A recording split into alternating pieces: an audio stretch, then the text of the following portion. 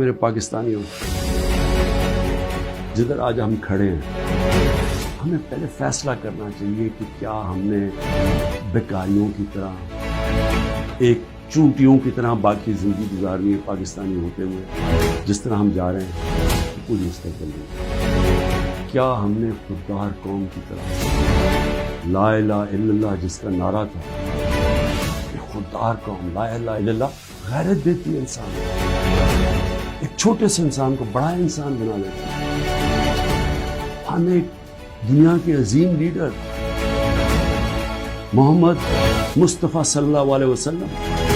جنہوں نے جب مسلمان کمزور بھی تھے تو انہوں نے